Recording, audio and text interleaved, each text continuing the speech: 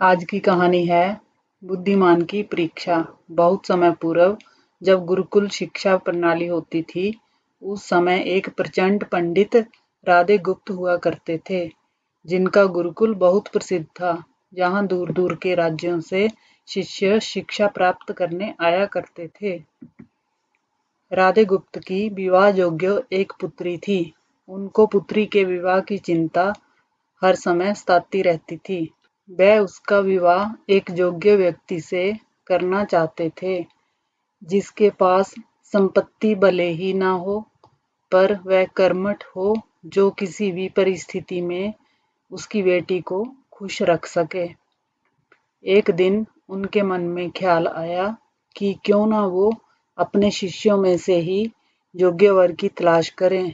इस कार्य के लिए उन्होंने बुद्धिमान शिष्य की परीक्षा लेने का निर्णय किया और सभी शिष्यों को एकत्र किया।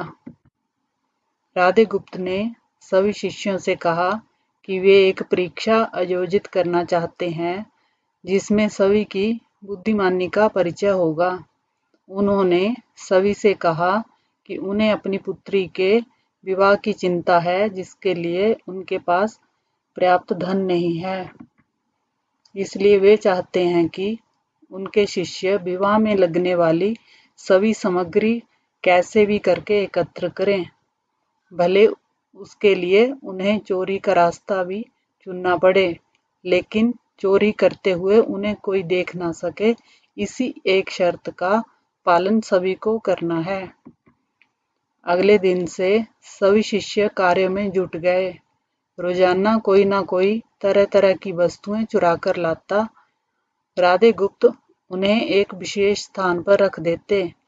ये सभी वस्तुएं परीक्षा के बाद उनके मालिक को वापस करना जरूरी था, क्योंकि वह केवल अपने शिष्यों को सही ज्ञान देना चाहते थे।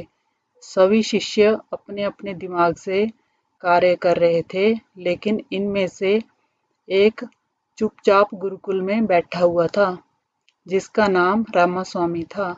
वह राधा गुप्त का सबसे करीबी और होनहार छात्र था। उसे ऐसे बैठा देख राधा गुप्त ने इसका कारण पूछा।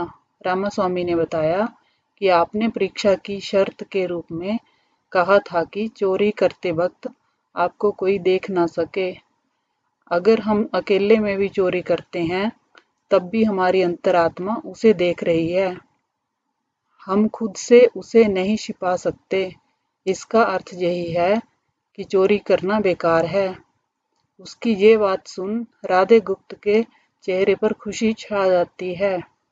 वे उसी वक्त सभी शिष्यों को एकत्र करते हैं और पूछते हैं कि आप सब ने जो चोरी की, क्या उसे किसी ने देखा? सभी कहते हैं नहीं। तब राधे गुप्त कहते हैं कि क्या आप अपने अंतर्मन से भी इस चोरी को छिपा सके? सभी शिष्यों को बात समझ आ जाती है और रामास्वामी के सिवाय सबका सिर नीचे झुक जाता है। राधे गुप्त रामास्वामी को बुद्धिमानी की परीक्षा में अव्वल पाते हैं। तब राधे गुप्त कहते हैं कि ये परीक्षा मेरी पुत्री के लिए उचित वर तलाशने के लिए रखी गई थी। इस प्रकार मैं रामास्वामी का विवाह अपनी पुत्री के साथ तय करता हूँ। सभी खुशी से झूम उठते हैं। साथ ही चुराई हुई हर एक वस्तु को उसके मालिक को सौंप विनम्रता से क्षमा मांगते हैं। कहानी की शिक्षा।